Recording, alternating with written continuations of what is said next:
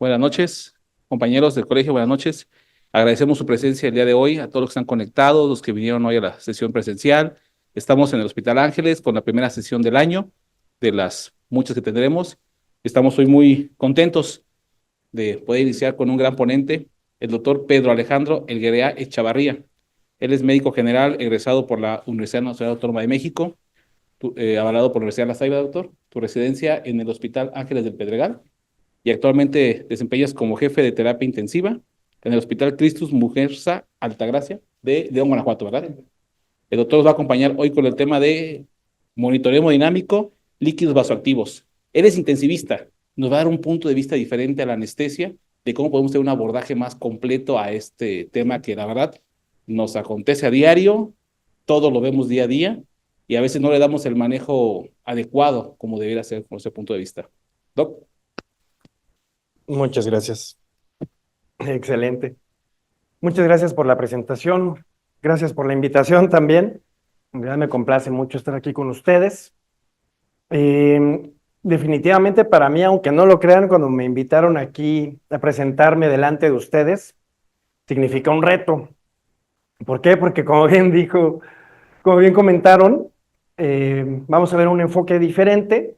Tal vez incluso en algún momento toquemos algunos puntos de controversia, porque además debo de confesarles que yo no soy anestesiólogo. Yo hice medicina interna y después hice terapia intensiva. Bien. Entonces, pues sí me pusieron a leer un poco. Me acuerdo dije, ¿cómo hará, cómo es que hará su trabajo en el quirófano? A ver, porque a mí me toca ver solamente el resultado, ¿no? Cuando ya me llevan al paciente que va saliendo de la cirugía. Y pues bueno, de esta manera vamos a tocar este tema que definitivamente mm, es un trabajo en equipo. El paciente quirúrgico, su manejo inicia, van a decir, ya va a empezar con sus cosas de internista. Inicia desde el manejo preoperatorio, ¿no? Desde hacer una evaluación preoperatoria completa, bien hecha, etcétera. Por supuesto, después sigue el manejo transoperatorio, en el que dependiendo las intervenciones que ustedes realicen cuando el paciente presente cambios dinámicos de sus signos vitales, de eso va a depender el cómo lo voy a recibir yo en la terapia intensiva. Bien, definitivamente, y después yo lo que voy a hacer es darle continuidad al trabajo que ustedes hicieron con el paciente durante la cirugía. Entonces, por eso es que dije, bueno, pues vamos, va a ser muy interesante interactuar y ver de qué se trata y cómo es que trabajamos, cómo es que abordamos a los pacientes. Vamos a empezar con los puntos más básicos y pues bueno, lo más básico es conectar un monitor convencional de signos vitales al paciente, donde nosotros podamos vigilar frecuencia cardíaca, presión arterial, saturación de oxígeno, bien. Y bueno, desde aquí podemos nosotros comenzar a identificar alteraciones que pueda presentar el paciente durante el monitoreo perioperatorio. Alteraciones del ritmo en una telemetría con la frecuencia cardíaca. Bien, si el paciente presenta bradiarritmias, taquiarritmias, pues activamos protocolo de ACLS, ¿no? Cambios en la presión arterial, es ahí donde podemos definitivamente vamos a profundizar en este tema, porque es una de las condiciones y de los problemas que se presentan con mayor frecuencia en el paciente que está presentando una disfunción cardiovascular. Bien, problemas en la oxigenación, no nos vamos a meter en eso el día de hoy, pero bueno, por supuesto que eso nos va a llevar a ustedes, los va a llevar a tomar decisiones de si el paciente no está intubado, proceder y realizar una intubación endotraqueal, iniciar apoyo mecánico ventilatorio, definir la cantidad de FiO2 que le van a colocar, etcétera. Y pues bueno, otro signo vital, la temperatura, pues de esa ni hablamos, ¿no? En el quirófano, por supuesto que es muy frecuente tener al paciente con temperaturas bajas. Bien, para comenzar a tocar los temas acerca del monitoreo hemodinámico, también es muy importante recordar algunos principios fisiológicos que son la base de toda intervención que vamos a realizar cuando el paciente presente alteraciones. De esta manera, ¿cómo es que nosotros vamos a evaluar las determinantes del gasto cardíaco? Las principales determinantes del gasto cardíaco van a ser la precarga, la contractilidad, y la poscarga. Y gran parte de lo que va a determinar el volumen sistólico definitivamente va a ser la precarga, que es cuando hablamos de volumen y hablamos también de presión. Muy bien. Y entonces, ¿cómo es que a través de principios fisiológicos y monitoreo hemodinámico nosotros podemos hacer una evaluación de la precarga? Hoy en día, en la terapia intensiva, nosotros utilizamos con muchísima frecuencia una herramienta que es genial, que es el ultrasonido, cosa que ustedes no pueden hacer en la cirugía, ¿no? Muy complicado, sobre todo en la cirugía abdominal, pues adiós, ultrasonido. Entonces, básicamente lo que vamos a tener es fisiología y variables hemodinámicas. Bien, cuando íbamos en la preparatoria o tal vez los primeros años de la facultad, nos enseñaron que el sistema cardiovascular y el flujo se clasificaba en dos módulos, la circulación menor, que es la circulación cardiopulmonar, y la circulación mayor, que inicia en el ventrículo izquierdo y termina en la aurícula derecha. Y entonces, pareciera que el retorno venoso estuviera determinado por el flujo sanguíneo arterial, cuando no es así. Ese es uno de los principales puntos que debemos comprender. El retorno venoso tiene variables hemodinámicas que son completamente independientes a la parte arterial. Si bien, por supuesto que esta determinante del gasto cardíaco y el volumen sistólico que va a tener una intervención a nivel de los capilares, después vamos a comenzar con el retorno venoso. Y entonces, ¿cómo es que se logra ese flujo? ¿Qué es lo que hace que el flujo sanguíneo regrese a la aurícula derecha? Y bueno, entonces vamos a tener dos compartimentos principales en el sistema venoso. Bien, esto lo podemos ver como los principios de Aristóteles, ¿no? Los principios de la física. Vamos, prácticamente es un tinaco. Y ese tinaco con agua, que tiene el volumen venoso total, lo vamos a clasificar en dos grupos. El primero va a ser el volumen sin estrés, que es todo ese volumen que no va a participar en el flujo sanguíneo. Hemodinamia es movimiento. El volumen sin estrés es un volumen de reserva que en su mayor cantidad se encuentra en la circulación esplácnica. El reservorio, por supuesto, a nivel hepático y en la microcirculación, a nivel de los capilares. Ese volumen no va a participar en la circulación, pero va a haber otro volumen que sí va a participar y que va a generar ese flujo para que ocurra el retorno venoso y regrese el flujo sanguíneo a la aurícula derecha, y ese es el volumen con estrés. Ese volumen con estrés se va a generar su movimiento a través de la elastanza del sistema venoso. Por ese motivo es que la vasodilatación también va a generar disminución de la precarga, porque disminuye esa elastanza de las venas. La diferencia de la presión entre el volumen con estrés y el volumen sin estrés va a determinar la presión media de llenado sistémico. Y la presión media de llenado sistémico es la presión de movimiento. Esa es la presión que va a favorecer que la sangre venosa fluya y tome su lugar en la aurícula derecha. ¿Bien? Y entonces es muy importante también lo que está ocurriendo a nivel de la aurícula derecha. Esa presión va a generar también un determinante muy importante para definir qué tanto vamos a tener de retorno venoso. De esta manera, la presión de la aurícula derecha usualmente nosotros la podemos medir a la cabecera del enfermo en el monitoreo hemodinámico perioperatorio, y eso se va a traducir en la presión venosa central. ¿De acuerdo? La presión venosa central, entonces, muchas veces la considerábamos como si fuese la determinante del retorno venoso. Y entonces decíamos, ¿cómo está la precarga? Pues no sé, ¿cómo está la presión venosa central? La presión venosa central está en 0, está en 2, está en 5.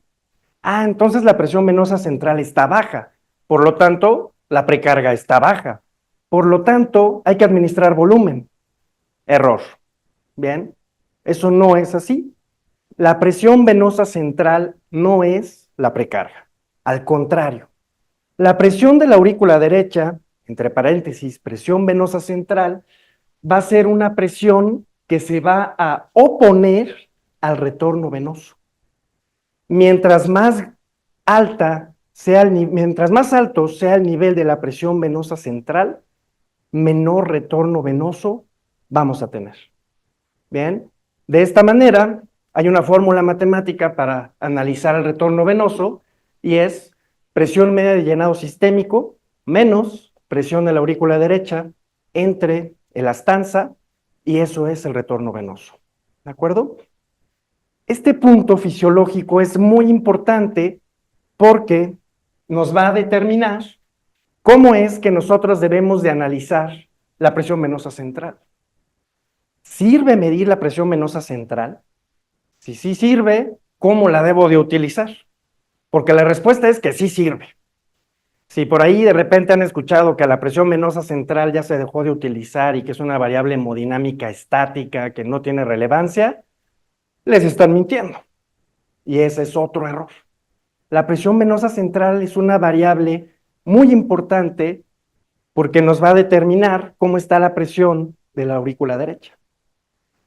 Lo fisiológico, lo natural, es que la presión de la aurícula derecha sea de 0, porque no debe haber resistencia al retorno venoso.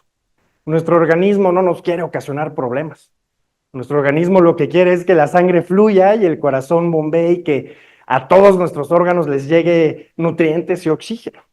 Entonces, yo lo recuerdo mucho, hace unos años, ya unos cuantos, en un congreso de terapia intensiva, escuchando una ponencia de Michael Pinsky, que es uno de los expertos en hemodinamia en el mundo, decía eso. ¿Cuánto es la presión venosa central normal? 0.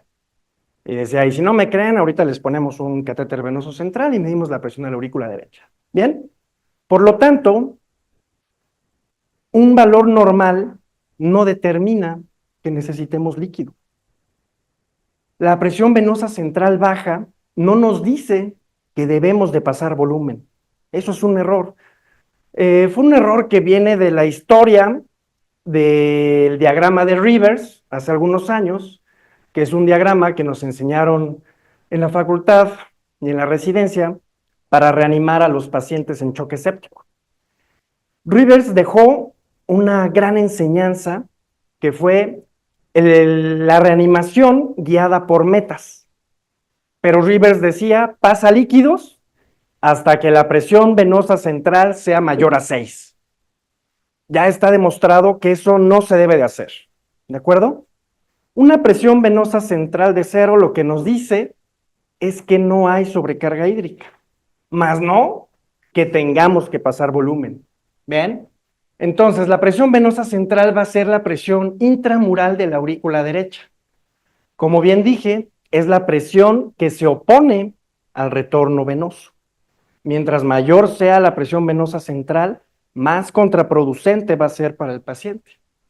¿Qué puede elevar la presión venosa central? Uno, es la sobrecarga hídrica, pero también ¿qué ocurre si el paciente tiene una falla cardíaca, el corazón tiene una contractilidad inadecuada?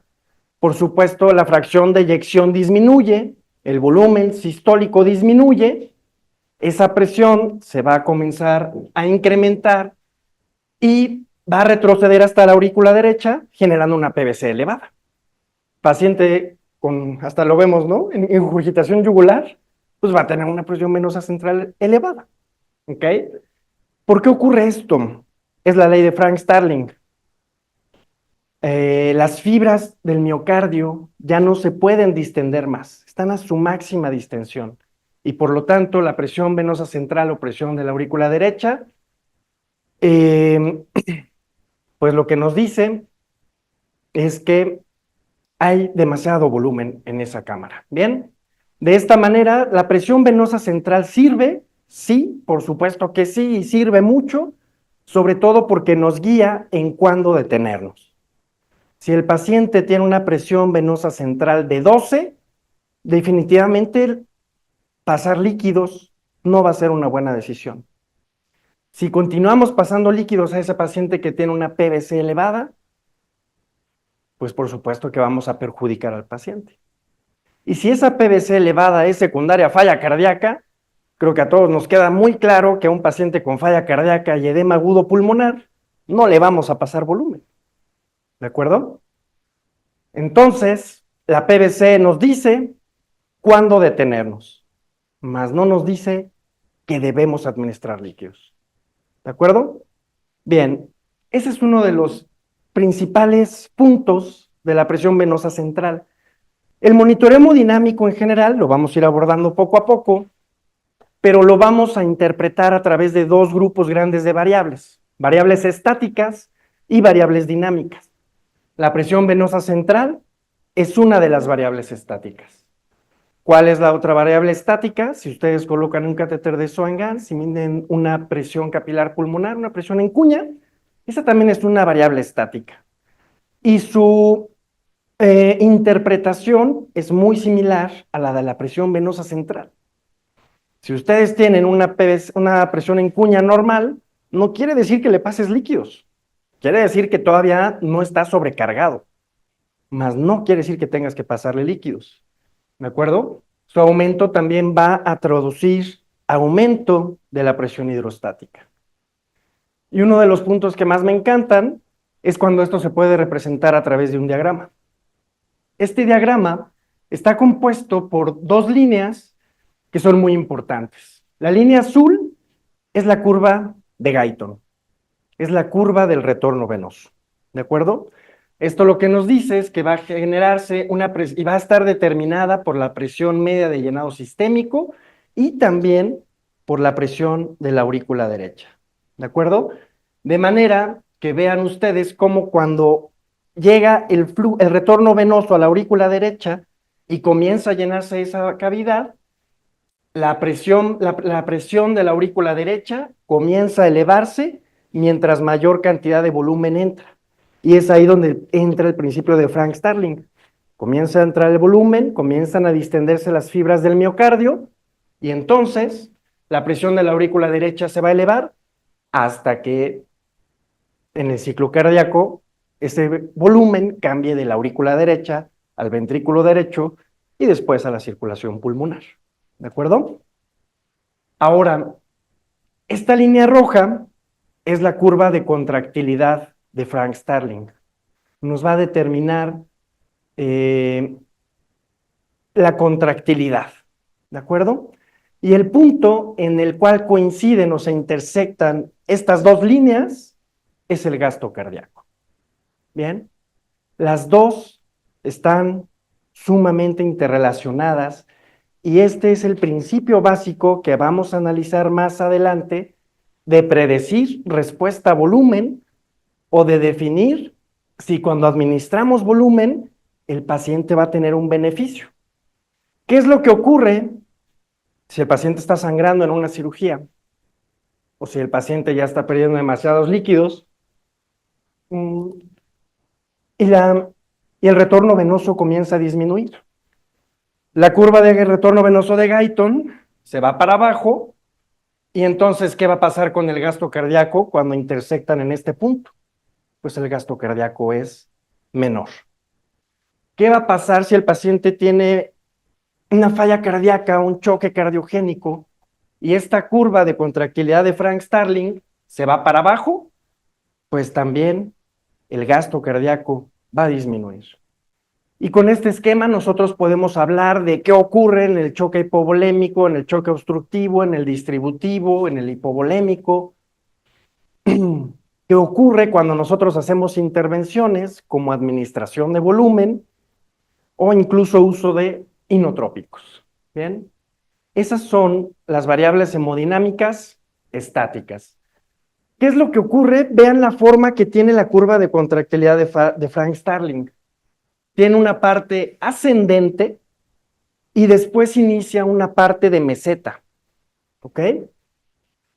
Bien, ¿qué es lo que ocurre? Y aquí podemos hacer un diagrama. Si el retorno venoso disminuye, bueno, pues administramos líquidos. Y conforme continuemos administrando líquidos, el retorno venoso incrementa y aquí vamos a ver cómo el gasto cardíaco también. Pero ¿qué ocurre si a la vez que la presión de la aurícula derecha se está elevando, nosotros continuamos con la administración de volumen? Vamos a llegar a una fase de meseta, en la cual el paciente ya no se va a beneficiar de administración de líquidos. ¿Y qué es lo que va a ocurrir? Bueno, ahí es donde entra la presión capilar pulmonar. Vamos a dibujar esta curva sobrepuesta a la de Frank Starling. Y cuando comienza la fase de meseta, si nosotros continuamos administrando líquidos, la presión capilar pulmonar se eleva por incremento de la presión hidrostática y eso es igual a edema agudo pulmonar. ¿De acuerdo? Y vean cómo esto está sumamente relacionado con la presión venosa central. Ese es uno de los motivos por los cuales ya casi no, son pocos los casos en los que realmente utilizamos un catéter de Swan-Ganz. Ya tenemos otras variables que nos van a hablar de cómo se encuentra el sistema cardiovascular. Bien, monitoreo hemodinámico. Como dijimos en un principio, cuando hablamos de monitoreo hemodinámico hablamos de flujo, movimiento, circulación. Por eso es que las variables estáticas no van a tener utilidad en la predicción de respuesta a volumen. Necesitamos identificar elementos que sí nos digan qué está ocurriendo en tiempo real cuando yo estoy monitoreando al paciente. Y entonces vamos a hablar de variables dinámicas. Las variables dinámicas que vamos a utilizar son variabilidad de presión de pulso y variabilidad de volumen sistólico. ¿Ok? Esas son las principales. ¿De dónde vienen estas variables? Bueno, por supuesto que son variables dinámicas porque nos hablan de flujo y esto está dado cuando el paciente está bajo apoyo mecánico ventilatorio. Esas son algunas de las condiciones que se deben de cumplir, ahorita les voy a decir todas, para que estas variables sean realmente trascendentes. Y debemos de entender un concepto que es la interacción cardiopulmonar en el paciente que tiene soporte mecánico ventilatorio. ¿Qué es lo que ocurre en el momento que el ventilador administra presión positiva? Va a incrementar la presión intratorácica. ¿Y qué va a ocurrir con el retorno venoso? Pues va a tener más resistencia, porque esa presión se va a transmitir a la presión de la aurícula derecha y entonces se va a oponer al retorno venoso. De esta manera, el retorno venoso disminuye durante la inspiración y en el momento de la expiración vuelve a incrementar ese retorno venoso. De manera que si nosotros colocamos un catéter arterial, lo que estamos viendo aquí es la onda de presión de pulso. ¿Bien? Y entonces lo que estamos nosotros viendo es qué es lo que está ocurriendo con el flujo sanguíneo en tiempo real. Y por eso es variable, porque va a cambiar con la inspiración y la expiración. ¿Y de qué va a depender? Pues de volumen. Y eso lo podemos ver cuando ustedes colocan un transductor y vemos la vena cava inferior por ultrasonido. Bueno, ahí podemos ver en tiempo real y es muy bonito si una vena cava se está colapsando constantemente porque ese paciente tiene hipovolemia, o si la vena cava tiene un diámetro fijo, constante, sin colapso, porque el paciente ya tiene sobrecarga hídrica o falla cardíaca. Entonces nosotros lo podemos ver en este diagrama. ¿Bien? Podemos ver esta variabilidad de presión de pulso y variabilidad de volumen sistólico. Bien, entonces, ¿cuáles son los principios efectivos para el monitoreo hemodinámico? ¿Cómo puedo medir esas variables? ¿Cómo las interpreto? ¿De qué me sirven? ¿Cómo me va a llevar a tomar una decisión de la intervención que debo realizar sobre el paciente? Bien, tenemos esta variabilidad de presión de pulso, que va a ser la diferencia del promedio de la longitud de la onda que sea más larga y la onda que sea más corta, y a través de la aplicación de esa fórmula nos va a dar un número, ¿de acuerdo? Afortunadamente no lo tenemos que hacer manual, en algún momento lo llegábamos a hacer manual, congelando la onda, pero ya todos los monitores, si ustedes colocan una línea arterial, el monitor de manera automática les va a dar la variable de variabilidad de presión de pulso, ¿de acuerdo? Y eso es sumamente importante para tomar decisiones en el manejo del paciente perioperatorio, porque nos habla del punto más alto de la presión sistólica y de la diastólica, al tiempo que la variabilidad del volumen nos va a hablar del área bajo la curva de esas ondas de la línea arterial, ¿de acuerdo? La fórmula es prácticamente igual, lo único que cambia es que en una se mide longitud y en otra se mide el área bajo la curva. Muy bien, y que estas variables están dadas por la interacción cardiopulmonar en la ventilación mecánica y los cambios en el volumen sistólico. Bien, ¿de qué más me sirven las variables dinámicas? Bueno, podemos integrar una variable que no es tan conocida, que es el tono arterial. Esta es una variable que eh, describió el doctor Michael Pinsky en pacientes de cirugía cardíaca hace aproximadamente unos 20 años. Y él nos decía, si nosotros hacemos una relación de la variabilidad de presión de pulso dividido entre la variabilidad del volumen sistólico, entonces eso nos va a decir cómo está el tono arterial. Y ya no vamos a hablar de resistencias vasculares sistémicas. Ahora vamos a hablar de tono arterial. Y si el tono arterial es menor a 1, es muy probable que el paciente tenga vasoplegia y requiera vasoactivos. Si el tono arterial es mayor a 1, quiere decir que el paciente tiene buen tono arterial. Entonces tal vez se vaya a beneficiar de la administración de volumen. ¿De acuerdo? Esto lo describió Pinsky hace como 20 años en muchos artículos, pero hace algunos años comenzaron a salir algunas otras publicaciones donde decían que realmente el tono arterial no va a ser una variable que vamos a utilizar para decidir el inicio de los vasoactivos, pero que sí nos sirve mucho para el destete de los agentes vasoactivos en el postoperatorio. Bien, entonces, ¿de qué nos sirven estas variables? Estas variables nos sirven para predecir que es muy probable que el paciente sí vaya a responder a volumen. Esta es una decisión muy importante porque predecir qué paciente se va a beneficiar de volumen es como tirar una moneda al aire. El 50% de los pacientes se benefician de líquidos, 1 de cada 2, ¿de acuerdo? Y a veces podríamos decir, bueno, ay, pero una carguita de 300 no le va a pasar nada, ¿no? Si no se beneficia, no creo que se vaya a morir por 300 mililitros.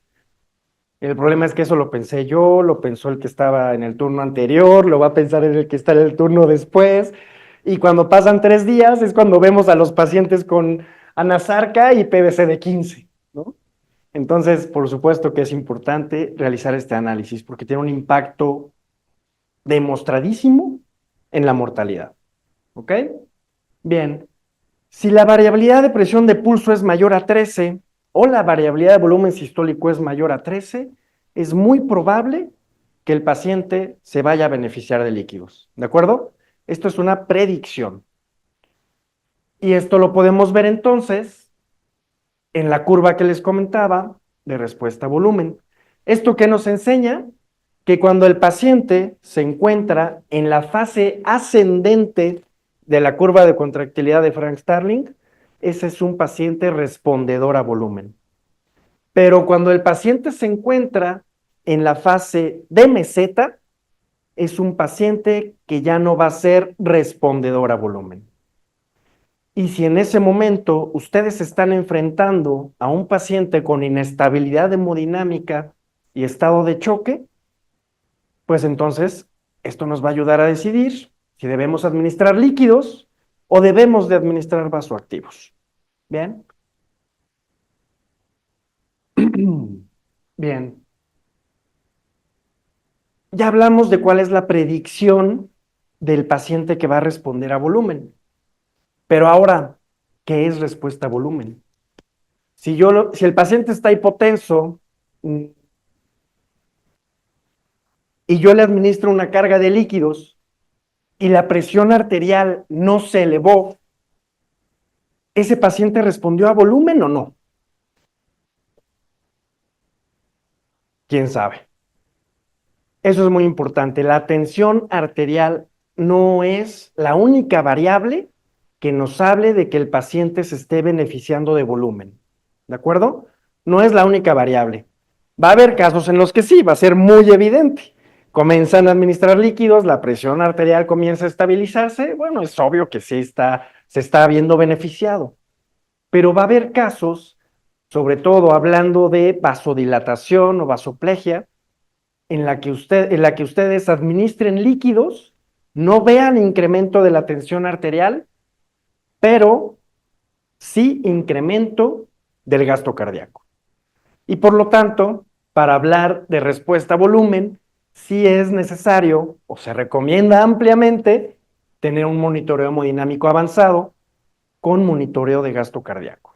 Bien, ¿cuál es la definición de respuesta a volumen?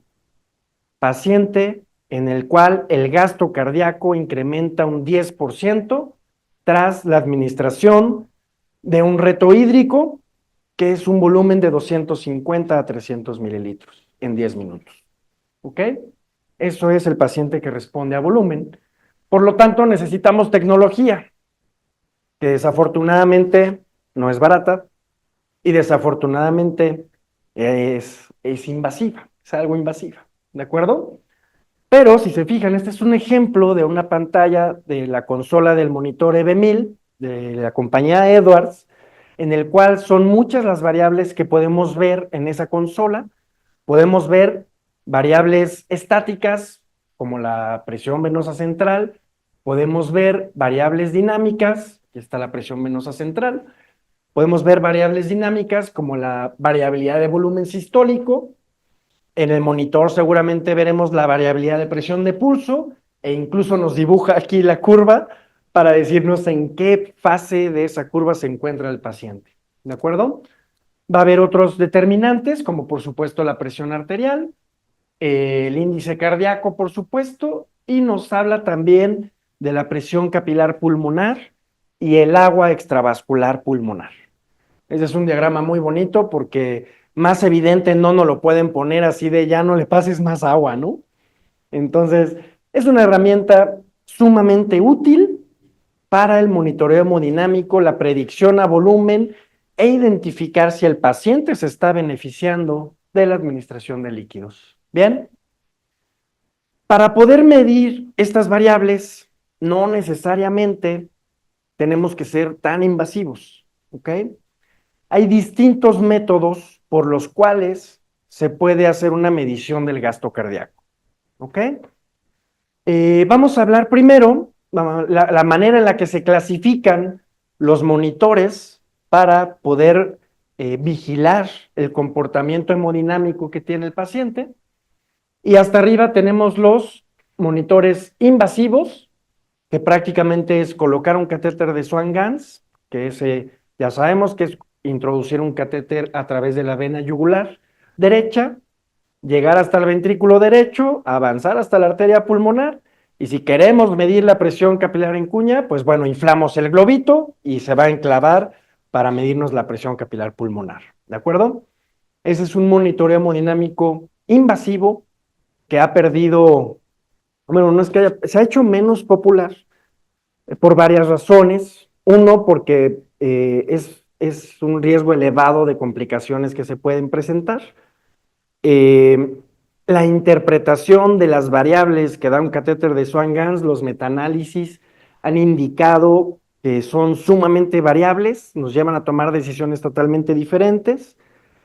Y bueno, entonces hace algunos años se introdujo el monitoreo hemodinámico invasivo por termodilución. Aquí lo que hacemos, que es lo que hace el EB1000 de Edwards, colocamos un catéter venoso central, colocamos un catéter arterial femoral, y entonces lo que vamos a hacer es inyectar agua fría a través del catéter venoso central. Esa agua fría se va a ir por la circulación cardíaca y el el sensor que se encuentra en el catéter arterial va a identificar esa diferencia de temperatura y entonces se va a dibujar esa curva. Y esa curva es el gasto cardíaco. Bien. Entonces es un monitoreo hemodinámico invasivo en el cual se han descrito menos complicaciones que con el catéter de Swan-Ganz. ¿Ok? Tenemos otros métodos, si decimos, ay, no, pues la clásica de es que este paciente no tiene seguro, no, no es cierto, eso no nos debe de llevar a tomar decisiones. Si, por ejemplo, decimos no queremos ser tan invasivos, bueno, existen algunos otros monitores que son, ahora sí que mínimamente invasivos, ¿ok? Así de sí lo vamos a invadir, pero nada más tantito, ¿no?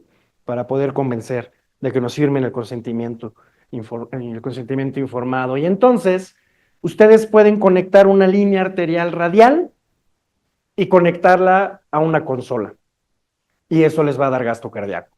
¿Cómo? Ahorita se los voy a explicar. Ahorita vamos a hablar de cómo se calibran estas consolas. Pero bueno, entonces estoy seguro que muchísimos de ustedes han utilizado líneas arteriales en el periodo perioperatorio para vigilar a sus pacientes. Pues bueno, si tenemos una consola de mayor tecnología, podemos medir gasto cardíaco o también se puede hacer con un Doppler transesofágico. Eso la verdad es que a mí no me ha tocado verlo. Y tenemos el otro método que es el no invasivo. Bien. Y entonces podemos hacer un monitoreo hemodinámico a través de la onda de pletismografía por la colocación pues, de un pulso oxímetro, ¿de acuerdo? Y algunos monitores nos van a dar variabilidad de presión de pulso, entre otras.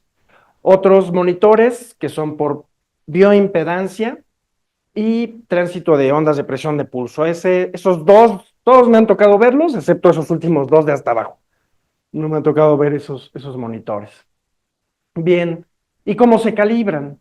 Los catéteres que son invasivos se calibran de manera externa, de la forma que yo les explicaba, muchas veces a través del método de termodilución, que el objetivo es inyectar agua fría, o la otra es inyectar litio, ¿ok? Entonces el monitor hará el área bajo la curva y va a identificar el gasto cardíaco del paciente, ¿de acuerdo? Tenemos los catéteres, los monitoreos mínimamente invasivos. Esos están internamente calibrados con fórmulas matemáticas que solo los fabricantes conocen, que han hecho un análisis bioestadístico de cómo se comportan las variables hemodinámicas en la población, y se va a calibrar también con el área de superficie corporal y nos va a dar un gasto cardíaco. Y el no invasivo, que no se calibra. Aquí lo importante es, dirán, pues es que lo más padre es tener la forma más certera de poder medir el gasto cardíaco, ¿cierto? Mm, pero lo más importante también es que los catéteres o el monitoreo mínimamente invasivo también se considera muy útil. Tal vez el gasto cardíaco que nos registra ahí no vaya a ser preciso o exacto, pero sí nos va a dar una tendencia. Y entonces, si el paciente comienza a sangrar o se vasodilata y la presión arterial disminuye, el monitor nos va a indicar si eso afectó o no a su gasto cardíaco. ¿De acuerdo? Muy bien. Prácticamente esa es la forma en la cual hacemos el monitoreo hemodinámico de los pacientes. Predecimos respuesta a volumen, decidimos si hay que administrar líquidos o vasoactivos o incluso inotrópicos. Por supuesto, si el paciente está en estado de choque, vemos que la presión venosa central se eleva, el gasto cardíaco disminuye, no hay, la BPP, la BBS están debajo de 13, entonces es probable que tengamos que, y la presión arterial está normal, pues es muy probable que necesitemos un inotrópico. Y el efecto de medicamentos como la dobutamina o el levosimendan también lo podemos ver en un monitoreo de gasto cardíaco. ¿De acuerdo? Este artículo que encontré, la verdad es que se me hizo muy prudente traerlo y presentarlo con ustedes, porque creo que nos va a hablar acerca de algunos puntos que pudieran llegar a ser de controversia en el manejo y el uso de todo lo que acabamos de hablar, ¿de acuerdo? Este es un paper que lo que hicieron fue un consenso de expertos de un hospital de Francia. Entonces, yo lo primero que pensé, dije, a ver, si los franceses hicieron un consenso de expertos y así publicaron un artículo, pues vamos a hacer el consenso de expertos de Michoacán, ¿no? Y ahorita hacemos nuestro consenso y también lo publicamos. Bueno, vamos a ver entonces algunos puntos. Vamos a ir analizando algunos puntos que son importantes para la toma de decisiones en el perioperatorio. Uno, ¿cuál es el nivel óptimo que debemos de alcanzar en el periodo trans y perioperatorio de los pacientes? ¿Ustedes qué opinan? ¿Cuáles serían sus metas?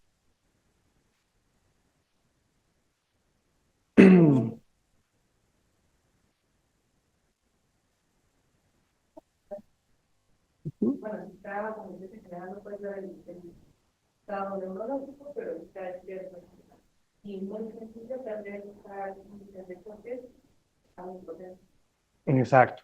Ese es un punto importante, ¿no? Porque me consta que no nos encanta el hecho de iniciar agentes vasoactivos en el perioperatorio, porque después quitárselas no sabemos si vaya a ser posible, y entonces si el paciente va a tener que pasar a terapia intensiva, y entonces va a ser todo un show, ¿no? Y en ocasiones, pues los pacientes llegan a presentar, incluso desde la inducción anestésica, pues llegan a presentar hipotensión. Y entonces la pregunta es, muy bien, hipotensión transitoria, ¿qué tanto podemos permitir y durante cuánto tiempo? Bien, aquí algunos de los principios que nos manejó la revisión que se hizo en este consenso de expertos es que se ha documentado que tensión arterial media menor a 60 por más de 5 minutos o más se asoció a disfunción orgánica e incremento de la mortalidad. ¿De acuerdo? La hipotensión de esta manera es uno de los problemas a los cuales nos vamos a enfrentar con mayor frecuencia. ¿De acuerdo? Es verdad que debemos evitar que alcanzar metas de presión arterial media tan elevadas. En realidad, con que se alcance una presión arterial media de 65, entonces nos dicen 10% arriba o por debajo de esta, nos va a ayudar a mantener una adecuada presión de perfusión orgánica, perfusión renal, cerebral, miocárdica, y entonces, pues, menos complicaciones, ¿de acuerdo? Se recomienda que el monitoreo de la presión arterial sea continuo, ¿bien? Eso va a depender mucho, por supuesto, del tipo de cirugía que vayan a tener, pero ya vimos muchas de las ventajas que nos da el monitoreo continuo de la presión arterial a través de una línea arterial. Y información importante es cuando el paciente presenta hipotensión arterial, pero que es predominantemente diastólica, usualmente se asocia a vasodilatación. Y entonces ahí es muy probable que el paciente se vaya a beneficiar más de la administración de vasoactivos que de la administración de volumen. ¿De acuerdo? Entonces, desde aquí comienzan las tomas de decisiones, porque es si el paciente se hipotensa, administro líquidos o vasoactivos y cuántos líquidos son los que podemos infundir en este paciente. ¿De acuerdo? Entonces, tenemos esas dos opciones, líquidos o vasoactivos. ¿Ustedes qué opinan? ¿Cómo manejan a los pacientes en su cirugía en el momento en el que ya se está presentando una hipotensión que está siendo persistente? ¿Su primera decisión es administrar líquidos o nos vamos a los vasoactivos? ¿Cómo lo han hecho? ¿Qué opinan? ¿Alguien que quiera compartirlo? Usualmente, bueno, no sé, yo voy a ver si es verdad. Me parece que lo primero que intentamos es ver si el paciente responde a volumen, ¿no? Y entonces decimos, pues vamos a administrarle líquidos, ¿ok? Adelante. Generalmente es cuando llamamos al paciente, muchas veces antes de que inicie la cirugía se nos hipotensa, entonces sabemos que no ha perdido volumen y demás, entonces al menos en el caso de primero es un vasoactivo. Vasoactivo. Muy bien, eso es un...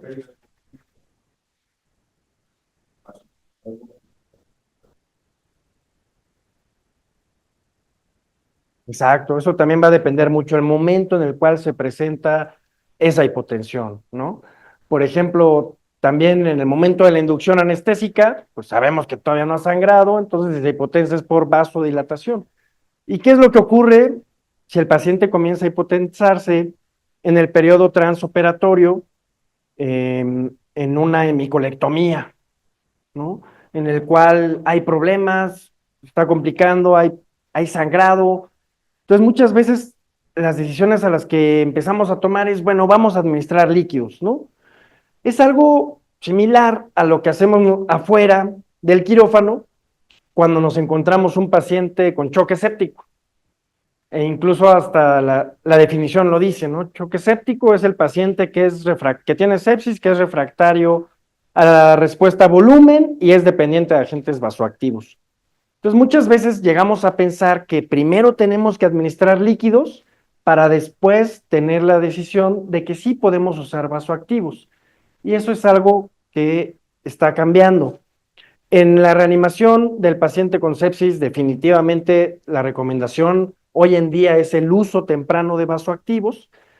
Y algo de lo que leí yo de los papers de anestesia es que también ya algunos están comenzando a proponer el uso temprano de vasoactivos en el periodo perioperatorio. ¿Y cuáles serían los beneficios de utilizar vasoactivos? Bueno, uno, que también ocurre en el paciente en el servicio de urgencias, cuando nosotros en el monitor vemos que la TAM ya está de 65 milímetros de mercurio, se nos enfrían las manos, ¿no? Ya se nos quita la preocupación. Es así de, bueno, ya lo logramos, ¿no? Tal vez ya no va a ser necesario continuarle administrando más líquidos. Porque antes nos decían líquidos, líquidos, líquidos, y hasta después de una hora que veas que no respondió, ya ponle vasoactivos. Una hora o más que se quedaba el riñón sufriendo, ¿no? Entonces, ese es uno de los beneficios. Muchos estudios donde han analizado la reanimación de los pacientes que tienen inestabilidad hemodinámica han demostrado que el uso temprano de vasoactivos nos lleva a menor sobrecarga hídrica. La siguiente ventaja es que, por supuesto, va a ser menos tiempo de hipotensión y por lo tanto va a ser menos tiempo de hipoperfusión tisular, menos hiperlactatemia, menos acidosis y por lo tanto menos mortalidad. ¿De acuerdo? Hay otro principio fisiológico importante con el uso de los vasoactivos, que recuerden que cuando hablamos del retorno venoso, le tocamos el tema de la elastanza del sistema venoso y del volumen con estrés y el volumen sin estrés.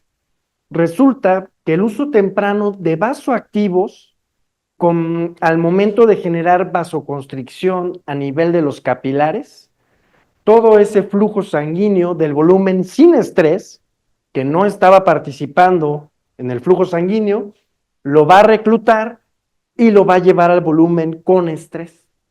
Entonces, el uso temprano de los vasoactivos es como si ustedes le hubieran administrado al paciente una carga de líquidos de 300 mililitros. Y además, mejoraron su tono arterial.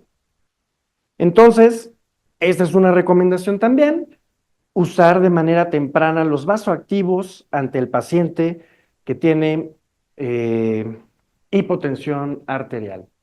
¿De acuerdo? Y esto nos lleva a otro análisis que también se hace algo de profundidad, que nos dice cómo manejan ustedes los líquidos en el periodo perioperatorio. Somos relajados y manejamos mucho volumen, manejamos amplias cargas de líquidos, o somos restrictivos, utilizamos aminas de manera temprana y evitamos pasar cargas, o utilizamos un modelo estándar en el cual el libro en la página tal me dice que al paciente en el periodo perioperatorio lo debo manejar con un volumen de 2 a 3 mililitros por kilogramo de peso por hora. Y eso así va a ser para todos los pacientes que yo meta a cirugía. Bueno, pues empezaron a comentar de eso, porque obviamente corremos el riesgo de quedarnos muy cortos de líquidos o generar sobrecarga de volumen. Y los esquemas de reanimación de líquidos, por supuesto, son muy variables. Y aquí la recomendación es utilizar un esquema personalizado de líquidos y que sea de acuerdo a la al monitoreo hemodinámico y al análisis que ustedes hagan del paciente para evitar los efectos deletéreos de los líquidos, ¿ok? Entonces, desde este momento también debemos de ser muy juiciosos con la administración de líquidos en el periodo perioperatorio, porque además ustedes tienen una desventaja. Muchas veces el guiarnos de volumen a través del gasto urinario no es la mejor opción, porque ver el efecto del beneficio de líquidos a través del gasto urinario puede tomar más horas. Y de todo esto que hablamos acerca del monitoreo hemodinámico y la termodilución y el monitor de Edwards o el pico, etcétera, la pregunta aquí es, ¿se utiliza realmente en el quirófano? ¿O para qué pacientes es para quien debemos de utilizarlo? ¿Debemos utilizar un monitoreo hemodinámico invasivo, mínimamente invasivo o no invasivo? ¿Cuál sería la mejor opción? Y pues bueno, aquí tenemos algunos pros y contras en este sentido. Las recomendaciones que hacen la mayoría de los papers hablando del monitoreo hemodinámico invasivo nos habla de que va a estar justificado para los pacientes de alto riesgo y que se van a someter a una cirugía mayor. Bien, hablamos de cirugía cardíaca, hablamos de cirugía de trasplantes, por ejemplo, ¿de acuerdo? Y que sean pacientes de alto riesgo. ¿Y qué es lo que hicieron? ¿A qué conclusión? Bueno, antes, este punto es muy importante. El monitoreo hemodinámico invasivo, vámonos al invasivo, termodilución, calibrado, ¿realmente tiene un impacto en la mortalidad? ¿Ustedes qué opinan si tuviéramos que apostar? ¿Sí tiene una diferencia o no tiene una diferencia? La realidad es que no. Ningún metaanálisis, ningún trial ha logrado demostrar que el monitoreo hemodinámico invasivo, ni en el periodo perioperatorio, ni en la terapia intensiva, tenga un impacto en la mortalidad. Pero debo de decirles algo. Usualmente los pacientes en quienes se utilizan este tipo de monitoreo, uno, están muy graves, por supuesto. Ese es uno de los puntos. Pero pues son pacientes que después de quirófano se van a ir a la terapia intensiva. Pero fíjense que la justificación no es la gravedad, ¿eh? No es únicamente la gravedad del paciente. Ujú,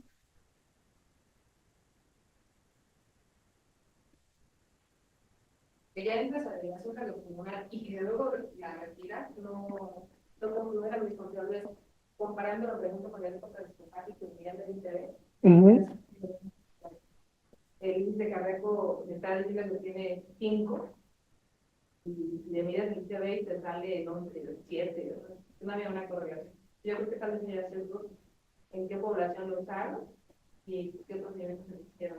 Más o menos, pero el punto va un poquito más allá, en el sentido de que ni el Swan-Ganz nunca ha logrado demostrar disminución de la mortalidad en los pacientes en quienes se utiliza, tampoco el monitoreo invasivo, y entonces vamos a decir, entonces, ¿para qué lo utilizo, no? ¿Para qué tanta ciencia y para qué tanto gasto, no? Si no tiene una diferencia en la mortalidad. Lo que ocurre es que en los pacientes críticos no tomamos decisiones únicamente por que alguna intervención haga cambios en la mortalidad. Debemos de considerar también algunos otros beneficios, como disminuir días de estancia en terapia intensiva, disminuir días de estancia hospitalarios, que son otros beneficios que sí se pueden demostrar.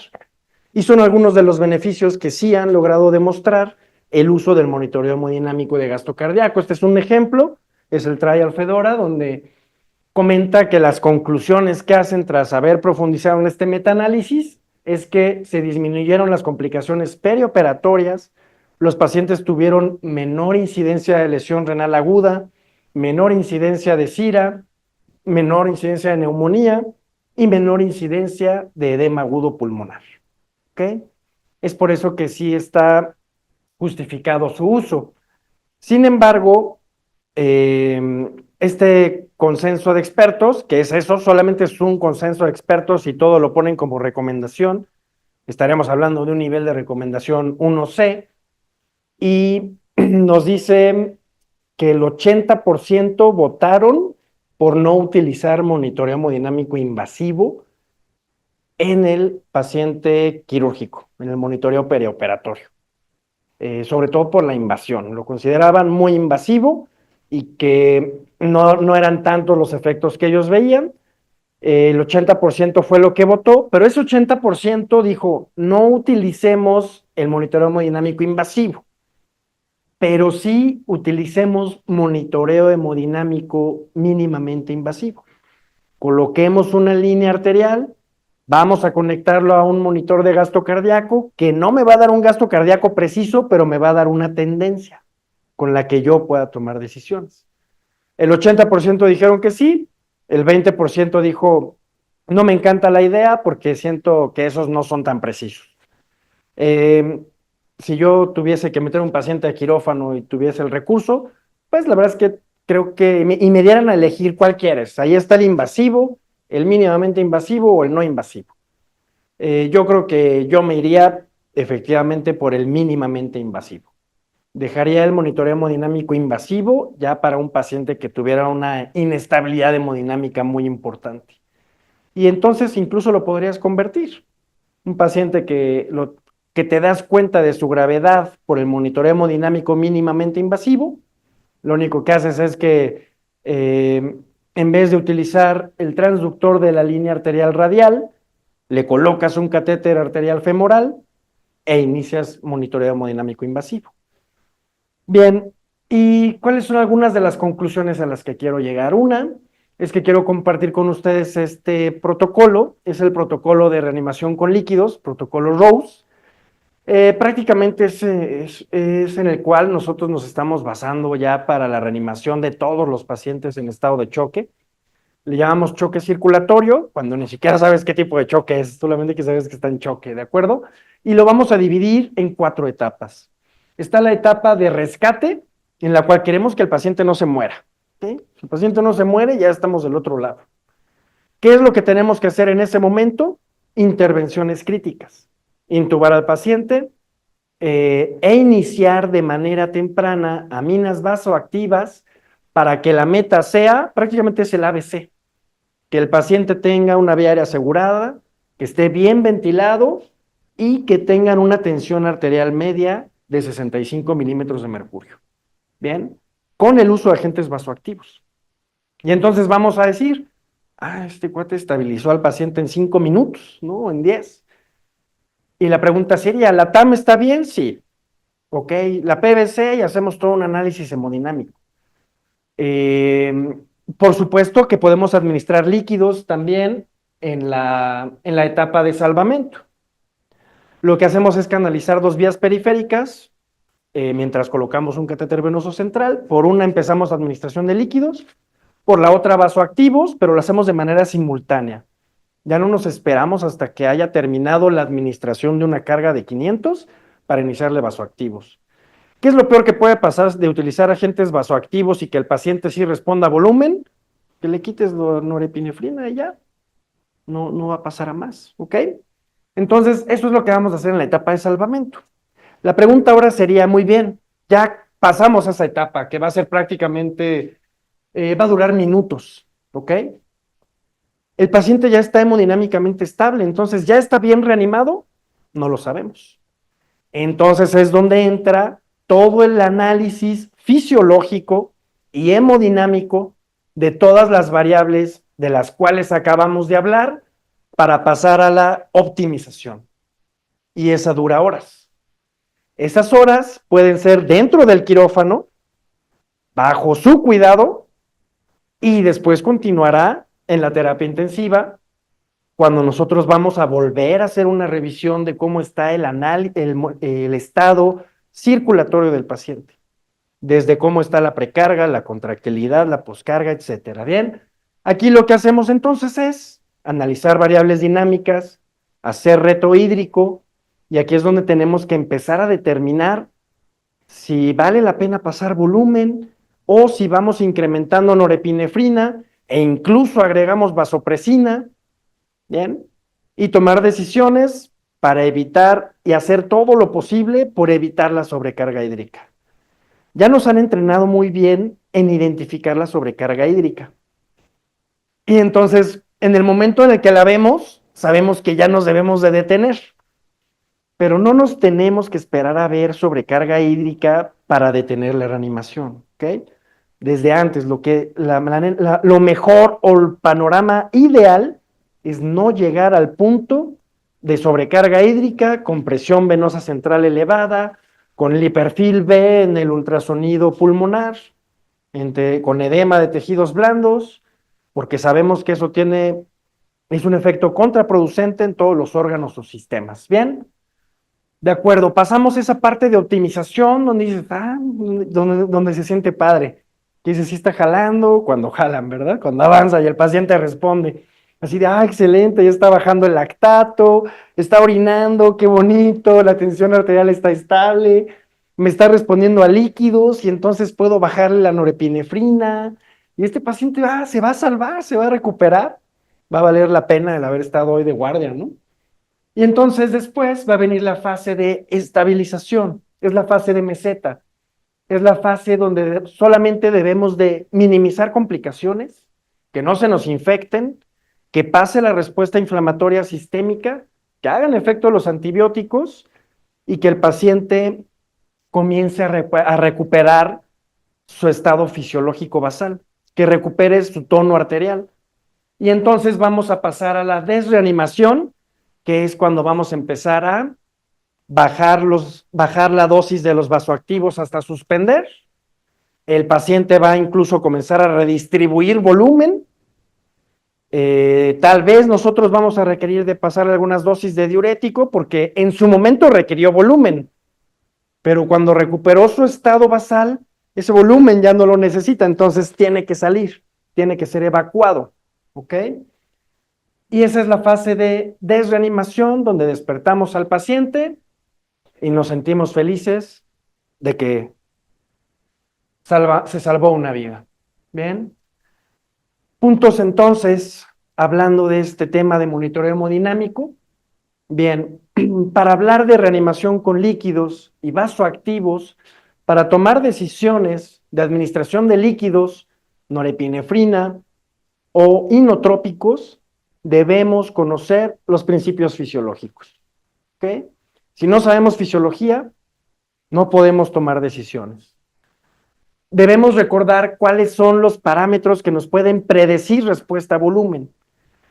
Les mencioné el día de hoy las variables hemodinámicas, pero hay otras variables que debemos analizar. Debemos hacer un análisis integral que es padrísimo, desde la clínica, los exámenes de laboratorio, los exámenes de gabinete, el ultrasonido, la placa de tórax, cómo está el sodio, además de todo el análisis que hacemos de las variables hemodinámicas, utilizando tanto variables estáticas como herramientas dinámicas. Recuerden, la PVC sí sirve y es muy importante. La recomendación, bueno, reto hídrico y respuesta a volumen.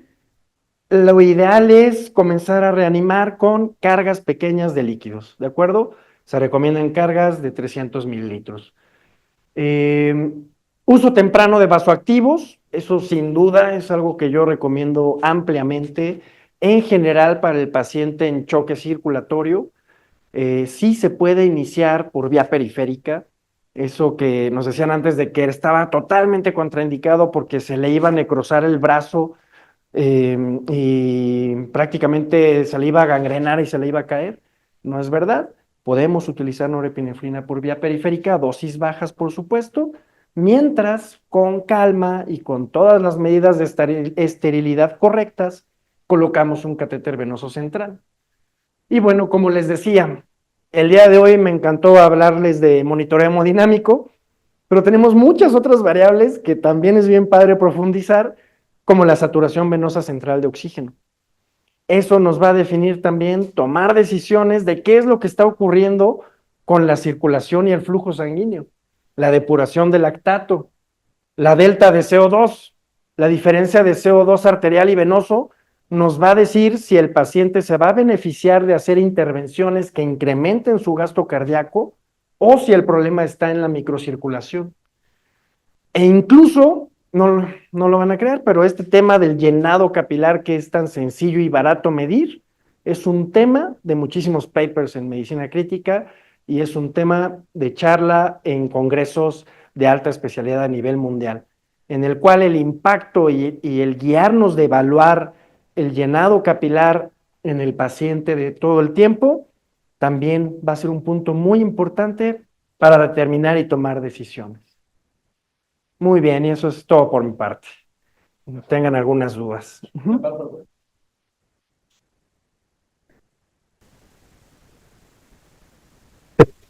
Eso es.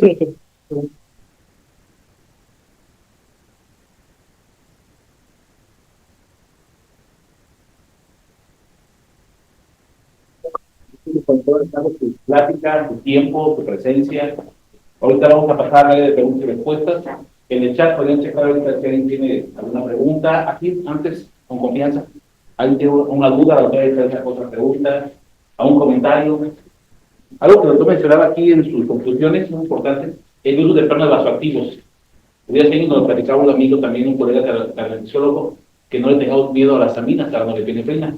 Entonces, diluciones bajas, por ejemplo, 1 miligramo en 100 mililitros, lo podemos poner en Y, pasa diluido, no hay ningún miedo, ningún estrés de que se nos pase una gran dosis, es lo que estabilizamos al paciente, es lo que preparamos todo para el central, y creo que hasta unas 12, ¿no? 24 horas puede estar por periférica, porque a veces no podemos encontrar un buen acceso al paciente. Entonces, no nos limitemos a esa situación. Podemos preparar otras diluciones.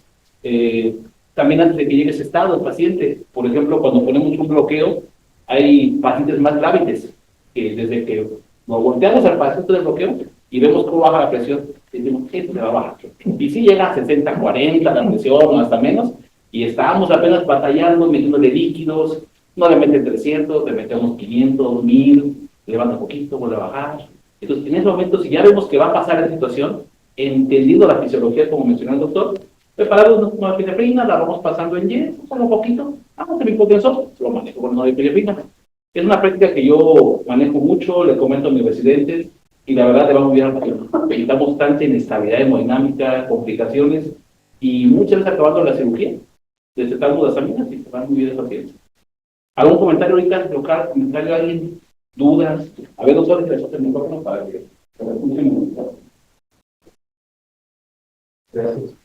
Pues yo puedo hablar personalmente de lo que se hace con el monitoreo invasivo.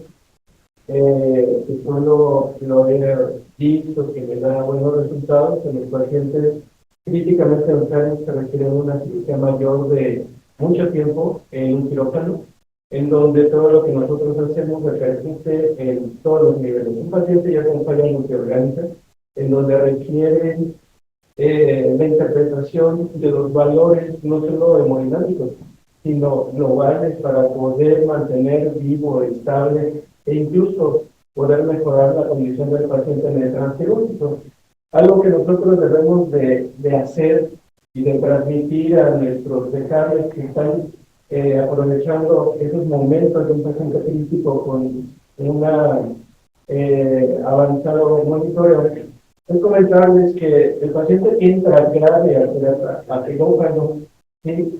No debe de decir uno, pues ya venía grave, sino enseñarles que nosotros tenemos la capacidad de poderlo sacar mejor que como el trato.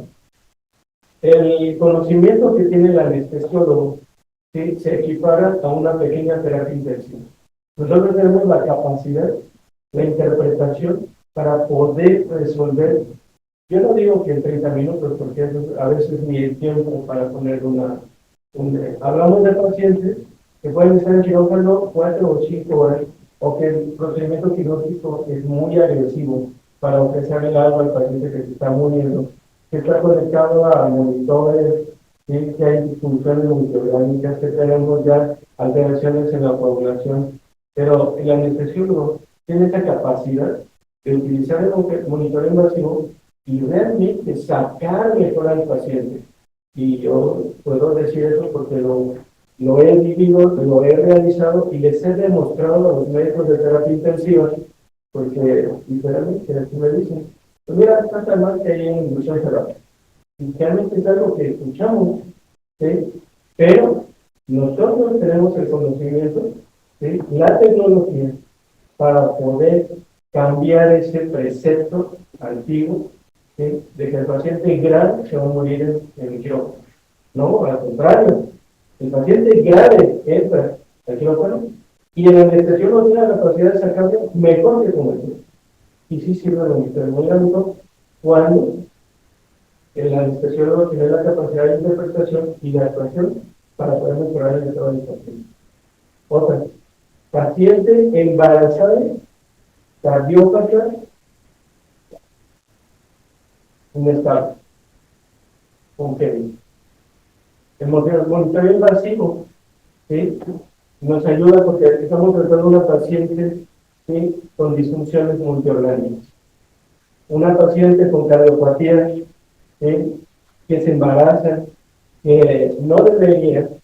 Son casos muy complicados en donde yo he colocado Swan gas, ¿sí? Me he metido al quirófano, ¿sí? Con la paciente desde urgencias, colocando el monitoreo, estabilizándola ahí, ya sea con líquidos, con vasoactivos, con cronotrópicos, ¿sí? Mejorando la salida de la paciente para que el intensivista continúe el trabajo. Yo creo que como anestesiólogo ya debemos de ir cambiando, ¿sí? Que el paciente sale medio bien, no, sale bien y sale estable. Y si empezamos con 50 de Norepi, lo creamos con 2, 3 de Norepi, pero con cifras tensionales no van a ser las óptimas, pero sí perfutorias para mejorar la evolución de nuestro paciente. Entonces sí da resultado, ha mejorado la tecnología y eso pues, lo vamos viendo nosotros al paso del tiempo. Solo falta que nosotros continuemos la proyección a nuestros becarios. Gracias, muchas gracias. ¿Quién más? O sea, lugar de dormir. Bueno, primero que nada, Diego, muchas gracias. Bueno, el doctor Alejandro es, primero que nada, un gran amigo de mucho tiempo atrás. Es un excelente médico, es intensivista y, bueno, la verdad, es una persona con alto conocimiento en terapia intensiva. Es un personaje realmente importante a nivel nacional. Con él hemos trabajado un programa de equipo de respuesta rápida a nivel nacional, autor de artículos, de libros. Entonces, la verdad, cuando yo le comenté que viniera a dar una sesión en anestesia, decidimos en área de anestesia. Pero, digo, pero sé que puedes con eso. Entonces, y esta parte hemodinámica, yo a todos los chicos, a los residentes, el paciente de anestesia se maneja con hemodinámica. Nosotros provocamos estado de shock en todos los pacientes intencionados. Entonces, para provocar un estado de shock, tienes que saber la respuesta y manejar la hemodinámica. Esto, como bien dice Alejandro, es nada más una pequeña parte de lo que es la reanimación. Sí, como bien dice, no hablo nada de pulmón, no hablo nada de saturación, no hablo nada de cerebral, solamente de respuesta hemodinámica a líquidos, vasoactivos, y es una probadita. Y con eso que vimos aquí, realmente espero que nos llevemos una pequeña inquietud, un granito de participación a seguir investigando y aplicar realmente el quirófano. Esta parte de que tenemos que estar nosotros adelante siempre. Y yo sé que como anestesiólogo, con cada bloqueo que ponga, con cada necesidad general que dé, voy a provocar vasoplegia. Yo ya sé que esto va a pasar. No es que a lo mejor pasa, a lo mejor no, es de que va a pasar en el 100% de los pacientes. Entonces, ir un paso adelante y bueno, era por ese motivo que yo dije, amigo, tienes que ir, tienes que hablar de hemodinamia, alguien experto en esas materias, ¿no? Amigo, muchas gracias. Muchas gracias. Gracias. Si no hay más preguntas, agradecemos a todos los presentes, agradecemos a los que están conectados en línea para el día de hoy. El recordatorio, tenemos todavía inscripciones al Congreso Nacional. Es el último día hoy con precios diferenciales en la página web, pueden checarlo. Y aquí tenemos el recordatorio del tabulador de los puntos que debemos presentar para certificarnos a lo mejor este año o bien en siguientes años, ir juntando tus puntitos, no viendo qué tanto van a una sesión, qué tanto van a un Congreso Nacional, los residentes ni se estresen, en 2 años se estresan, nosotros tenemos el crecimiento. También ellos van muy a su congreso, pues pueden asistir. Entonces esperamos el siguiente mes, en febrero, y gracias, Pedro.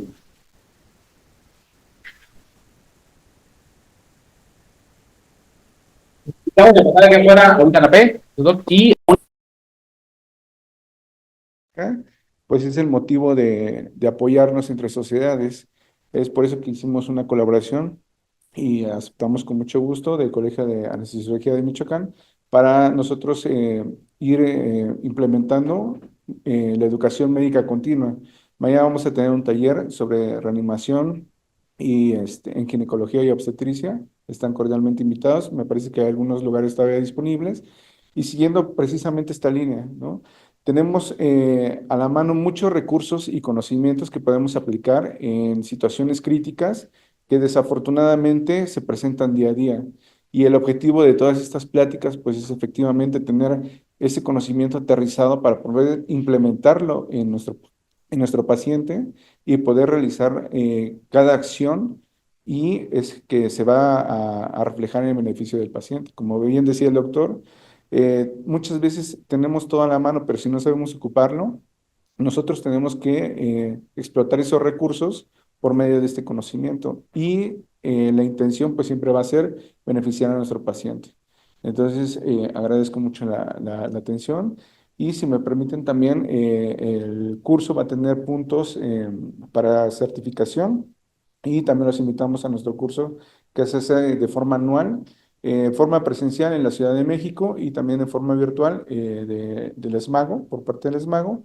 Y también tenemos nuestro diplomado que empieza en febrero y termina en agosto. Entonces están cordialmente invitados.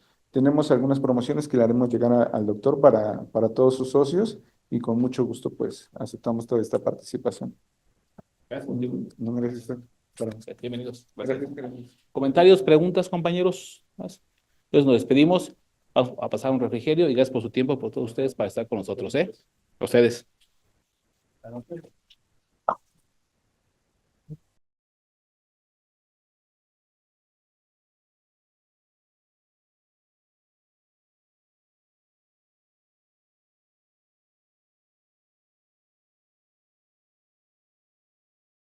Que no respondió, ya ponle vasoactivos. 1 hora o más que se quedaba el riñón sufriendo, ¿no? Entonces, ese es uno de los beneficios. Muchos estudios donde han analizado la reanimación de los pacientes que tienen inestabilidad hemodinámica han demostrado que el uso temprano de vasoactivos nos lleva a menor sobrecarga hídrica. La siguiente ventaja es que, por supuesto, va a ser menos tiempo de hipotensión y por lo tanto va a ser menos tiempo de hipoperfusión tisular, menos hiperlactatemia, menos acidosis y por lo tanto menos mortalidad. ¿De acuerdo? Hay otro principio fisiológico importante con el uso de los vasoactivos, que recuerden que cuando hablamos del retorno venoso, le tocamos el tema de la elastanza del sistema venoso y del volumen con estrés y el volumen sin estrés. Resulta que el uso temprano de vasoactivos al momento de generar vasoconstricción a nivel de los capilares, todo ese flujo sanguíneo del volumen sin estrés, que no estaba participando en el flujo sanguíneo, lo va a reclutar y lo va a llevar al volumen con estrés. Entonces, el uso temprano de los vasoactivos es como si ustedes le hubieran administrado al paciente una carga de líquidos de 300 mililitros. Y además, mejoraron su tono arterial. Entonces, esta es una recomendación también, usar de manera temprana los vasoactivos ante el paciente que tiene hipotensión arterial. ¿De acuerdo? Y esto nos lleva a otro análisis que también se hace algo de profundidad, que nos dice cómo manejan ustedes los líquidos en el periodo perioperatorio. Somos relajados y manejamos mucho volumen, manejamos amplias cargas de líquidos, o somos restrictivos, utilizamos aminas de manera temprana y evitamos pasar cargas, o utilizamos un modelo estándar en el cual el libro en la página tal me dice que al paciente en el periodo Perioperatorio lo debo manejar con un volumen de 2 a 3 mililitros por kilogramo de peso por hora. Y eso así va a ser para todos los pacientes que yo meta a cirugía. Bueno, pues empezaron a comentar de eso, porque obviamente corremos el riesgo de quedarnos muy cortos de líquidos o generar sobrecarga de volumen. Y los esquemas de reanimación de líquidos, por supuesto, son muy variables. Y aquí la recomendación es utilizar un esquema personalizado de líquidos y que sea de acuerdo al monitoreo hemodinámico y al análisis que ustedes hagan del paciente para evitar los efectos deletéreos de los líquidos. ¿Ok? Entonces, desde este momento también debemos de ser muy juiciosos con la administración de líquidos en el periodo perioperatorio, porque además ustedes tienen una desventaja. Muchas veces el guiarnos de volumen a través del gasto urinario no es la mejor opción, porque ver el efecto del beneficio de líquidos a través del gasto urinario puede tomar más horas. Y de todo esto que hablamos acerca del monitoreo hemodinámico y la termodilución y el monitor de Edwards o el pico, etcétera, la pregunta aquí es, ¿se utiliza realmente en el quirófano? ¿O para qué pacientes es para quien debemos de utilizarlo? ¿Debemos utilizar un monitoreo hemodinámico invasivo, mínimamente invasivo o no invasivo? ¿Cuál sería la mejor opción? Y pues bueno, aquí tenemos algunos pros y contras en este sentido. Las recomendaciones que hacen la mayoría de los papers hablando del monitoreo hemodinámico invasivo nos habla de que va a estar justificado para los pacientes de alto riesgo y que se van a someter a una cirugía mayor. Bien, hablamos de cirugía cardíaca, hablamos de cirugía de trasplantes, por ejemplo, ¿de acuerdo? Y que sean pacientes de alto riesgo. ¿Y qué es lo que hicieron? ¿A qué conclusión? Bueno, antes, este punto es muy importante. El monitoreo hemodinámico invasivo, vámonos al invasivo, termodilución, calibrado, ¿realmente tiene un impacto en la mortalidad? ¿Ustedes qué opinan si tuviéramos que apostar? ¿Sí tiene una diferencia o no tiene una diferencia?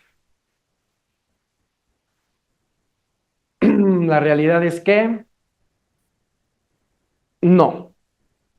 Ningún metaanálisis, ningún trial ha logrado demostrar que el monitoreo hemodinámico invasivo, ni en el periodo perioperatorio, ni en la terapia intensiva, tenga un impacto en la mortalidad.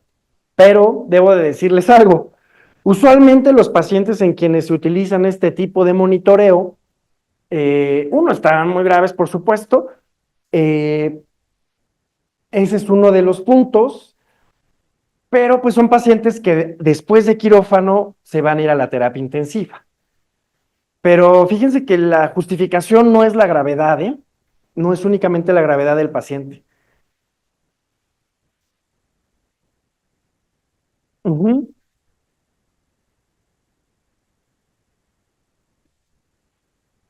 Que ya entras a la delegación cardiopulmonar y que luego la retiras, no concluye la misma vez comparando los eventos con el esofágico y el interés. Ujú. El índice cardíaco de tal diciendo que tiene 5 y de miras el ICB y te sale en 11, 7, no había una correlación. Yo creo que tal vez sería cierto en qué población lo usaron y qué otros niveles se hicieron. Más o menos, pero el punto va un poquito más allá, en el sentido de que ni el Swan-Ganz nunca ha logrado demostrar disminución de la mortalidad en los pacientes en quienes se utiliza, tampoco el monitoreo invasivo, y entonces vamos a decir, entonces, ¿para qué lo utilizo, no? ¿Para qué tanta ciencia y para qué tanto gasto, no? Si no tiene una diferencia en la mortalidad. Lo que ocurre es que en los pacientes críticos no tomamos decisiones únicamente por que alguna intervención haga cambios en la mortalidad. Debemos de considerar también algunos otros beneficios, como disminuir días de estancia en terapia intensiva, disminuir días de estancia hospitalarios, que son otros beneficios que sí se pueden demostrar. Y son algunos de los beneficios que sí han logrado demostrar el uso del monitoreo hemodinámico de gasto cardíaco. Este es un ejemplo, es el Trial Fedora, donde comenta que las conclusiones que hacen tras haber profundizado en este metaanálisis es que se disminuyeron las complicaciones perioperatorias, los pacientes tuvieron menor incidencia de lesión renal aguda, menor incidencia de CIRA, menor incidencia de neumonía y menor incidencia de edema agudo pulmonar. ¿Ok? Es por eso que sí está justificado su uso. Sin embargo, este consenso de expertos, que es eso, solamente es un consenso de expertos y todo lo ponen como recomendación, estaríamos hablando de un nivel de recomendación 1C, y nos dice que el 80% votaron por no utilizar monitoreo hemodinámico invasivo en el paciente quirúrgico, en el monitoreo perioperatorio, sobre todo por la invasión. Lo consideraban muy invasivo y que no eran tantos los efectos que ellos veían. El 80% fue lo que votó, pero ese 80% dijo, no utilicemos el monitoreo hemodinámico invasivo, pero sí utilicemos monitoreo hemodinámico mínimamente invasivo. Coloquemos una línea arterial, vamos a conectarlo a un monitor de gasto cardíaco que no me va a dar un gasto cardíaco preciso, pero me va a dar una tendencia con la que yo pueda tomar decisiones. El 80% dijeron que sí, el 20% dijo, no me encanta la idea porque siento que esos no son tan precisos. Si yo tuviese que meter un paciente a quirófano y tuviese el recurso, pues la verdad es que creo que me dieran a elegir cuál quieres. Ahí está el invasivo, el mínimamente invasivo o el no invasivo. Yo creo que yo me iría efectivamente por el mínimamente invasivo. Dejaría el monitoreo hemodinámico invasivo ya para un paciente que tuviera una inestabilidad hemodinámica muy importante. Y entonces incluso lo podrías convertir. Un paciente que te das cuenta de su gravedad por el monitoreo hemodinámico mínimamente invasivo, lo único que haces es que en vez de utilizar el transductor de la línea arterial radial, le colocas un catéter arterial femoral e inicias monitoreo hemodinámico invasivo. Bien, ¿y cuáles son algunas de las conclusiones a las que quiero llegar? Una es que quiero compartir con ustedes este protocolo, es el protocolo de reanimación con líquidos, protocolo ROSE. Prácticamente es en el cual nosotros nos estamos basando ya para la reanimación de todos los pacientes en estado de choque.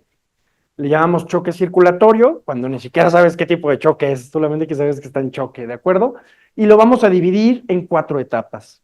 Está la etapa de rescate, en la cual queremos que el paciente no se muera. ¿Sí? Si el paciente no se muere, ya estamos del otro lado. ¿Qué es lo que tenemos que hacer en ese momento? Intervenciones críticas. Intubar al paciente e iniciar de manera temprana aminas vasoactivas para que la meta sea, prácticamente es el ABC, que el paciente tenga una vía aérea asegurada, que esté bien ventilado y que tengan una tensión arterial media de 65 milímetros de mercurio. Bien, con el uso de agentes vasoactivos. Y entonces vamos a decir, este cuate estabilizó al paciente en 5 minutos, ¿no? En 10. Y la pregunta sería, ¿la TAM está bien? Sí. Ok, la PVC y hacemos todo un análisis hemodinámico. Por supuesto que podemos administrar líquidos también en la etapa de salvamento. Lo que hacemos es canalizar 2 vías periféricas mientras colocamos un catéter venoso central. Por una empezamos administración de líquidos, por la otra vasoactivos, pero lo hacemos de manera simultánea. Ya no nos esperamos hasta que haya terminado la administración de una carga de 500 para iniciarle vasoactivos. ¿Qué es lo peor que puede pasar de utilizar agentes vasoactivos y que el paciente sí responda a volumen? Que le quites la norepinefrina y ya. No va a pasar a más, ¿ok? Entonces, eso es lo que vamos a hacer en la etapa de salvamento. La pregunta ahora sería, muy bien, ya pasamos a esa etapa que va a ser prácticamente, va a durar minutos, ¿ok? El paciente ya está hemodinámicamente estable, entonces, ¿ya está bien reanimado? No lo sabemos. Entonces es donde entra todo el análisis fisiológico y hemodinámico de todas las variables de las cuales acabamos de hablar para pasar a la optimización. y esa dura horas. Esas horas pueden ser dentro del quirófano, bajo su cuidado, y después continuará en la terapia intensiva cuando nosotros vamos a volver a hacer una revisión de cómo está el estado circulatorio del paciente, desde cómo está la precarga, la contractilidad, la poscarga, etcétera. Bien, aquí lo que hacemos entonces es analizar variables dinámicas, hacer reto hídrico, y aquí es donde tenemos que empezar a determinar si vale la pena pasar volumen o si vamos incrementando norepinefrina e incluso agregamos vasopresina, ¿bien? Y tomar decisiones para evitar y hacer todo lo posible por evitar la sobrecarga hídrica. Ya nos han entrenado muy bien en identificar la sobrecarga hídrica. Y entonces, en el momento en el que la vemos, sabemos que ya nos debemos de detener. Pero no nos tenemos que esperar a ver sobrecarga hídrica para detener la reanimación, ¿ok? Desde antes, lo mejor o el panorama ideal es no llegar al punto de sobrecarga hídrica con presión venosa central elevada, con el hiperfil B en el ultrasonido pulmonar, con edema de tejidos blandos, porque sabemos que eso es un efecto contraproducente en todos los órganos o sistemas. ¿Bien? De acuerdo, pasamos esa parte de optimización donde dices, donde se siente padre. Que dices, sí está jalando, cuando jalan, ¿verdad? Cuando avanza y el paciente responde. Así de, excelente, ya está bajando el lactato, está orinando, qué bonito, la tensión arterial está estable, me está respondiendo a líquidos y entonces puedo bajarle la norepinefrina. Y este paciente se va a salvar, se va a recuperar. Va a valer la pena el haber estado hoy de guardia, ¿no? Y entonces después va a venir la fase de estabilización, es la fase de meseta, es la fase donde solamente debemos de minimizar complicaciones, que no se nos infecten, que pase la respuesta inflamatoria sistémica, que hagan efecto los antibióticos y que el paciente comience a recuperar su estado fisiológico basal, que recupere su tono arterial. Y entonces vamos a pasar a la desreanimación, que es cuando vamos a empezar a bajar la dosis de los vasoactivos hasta suspender. El paciente va incluso a comenzar a redistribuir volumen.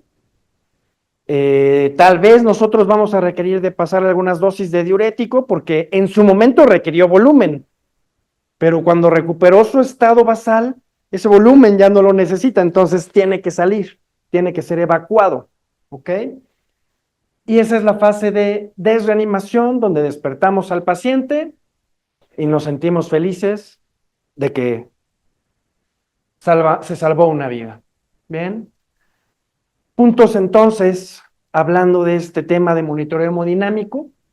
Bien, para hablar de reanimación con líquidos y vasoactivos, para tomar decisiones de administración de líquidos, norepinefrina o inotrópicos, debemos conocer los principios fisiológicos. ¿Ok? Si no sabemos fisiología, no podemos tomar decisiones. Debemos recordar cuáles son los parámetros que nos pueden predecir respuesta a volumen. Les mencioné el día de hoy las variables hemodinámicas, pero hay otras variables que debemos analizar. Debemos hacer un análisis integral que es padrísimo, desde la clínica, los exámenes de laboratorio, los exámenes de gabinete, el ultrasonido, la placa de tórax, cómo está el sodio, además de todo el análisis que hacemos de las variables hemodinámicas, utilizando tanto variables estáticas como herramientas dinámicas. Recuerden, la PVC sí sirve y es muy importante. La recomendación, bueno, reto hídrico y respuesta a volumen. Lo ideal es comenzar a reanimar con cargas pequeñas de líquidos, ¿de acuerdo? Se recomiendan cargas de 300 mililitros. Uso temprano de vasoactivos, eso sin duda es algo que yo recomiendo ampliamente, en general para el paciente en choque circulatorio. Sí se puede iniciar por vía periférica, eso que nos decían antes de que estaba totalmente contraindicado porque se le iba a necrosar el brazo y prácticamente se le iba a gangrenar y se le iba a caer. No es verdad. Podemos utilizar norepinefrina por vía periférica, dosis bajas, por supuesto, mientras con calma y con todas las medidas de esterilidad correctas, colocamos un catéter venoso central. Y bueno, como les decía, el día de hoy me encantó hablarles de monitoreo hemodinámico, pero tenemos muchas otras variables que también es bien padre profundizar, como la saturación venosa central de oxígeno. Eso nos va a definir también tomar decisiones de qué es lo que está ocurriendo con la circulación y el flujo sanguíneo, la depuración del lactato, la delta de CO2, la diferencia de CO2 arterial y venoso nos va a decir si el paciente se va a beneficiar de hacer intervenciones que incrementen su gasto cardíaco o si el problema está en la microcirculación. E incluso, no lo van a creer, pero este tema del llenado capilar que es tan sencillo y barato medir, es un tema de muchísimos papers en medicina crítica y es un tema de charla en congresos de alta especialidad a nivel mundial, en el cual el impacto y el guiarnos de evaluar el llenado capilar en el paciente de todo el tiempo, también va a ser un punto muy importante para determinar y tomar decisiones. Muy bien, y eso es todo por mi parte. No tengan algunas dudas.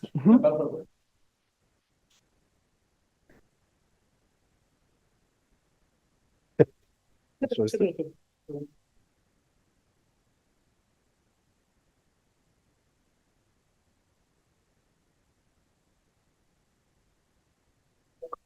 Con todo el caso, tu plática, tu tiempo, tu presencia.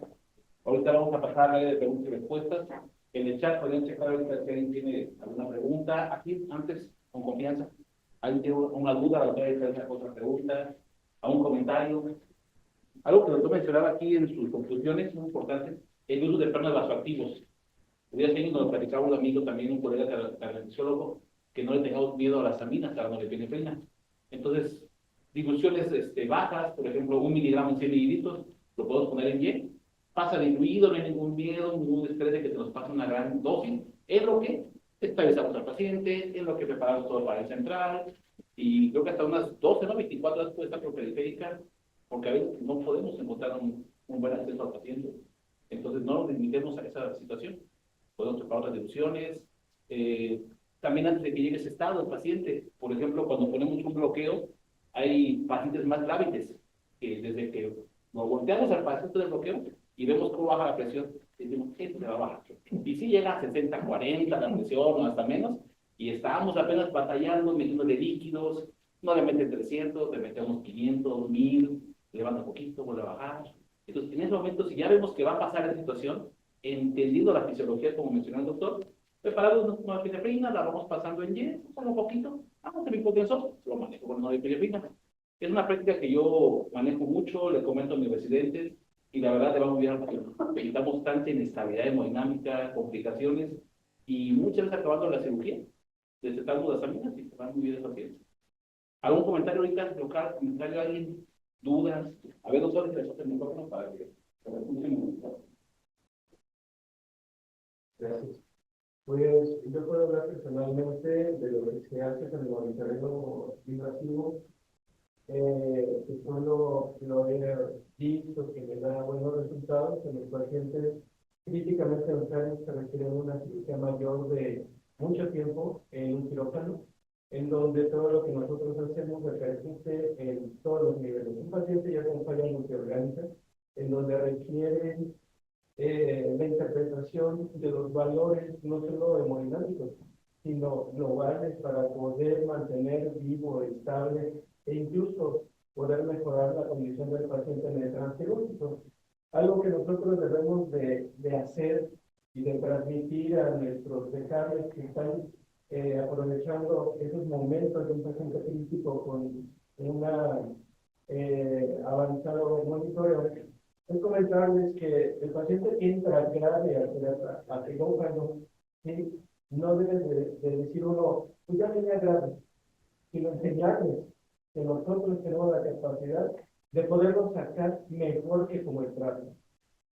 El conocimiento que tiene el anestesiólogo, ¿sí? Se equipara a una pequeña terapia intensiva.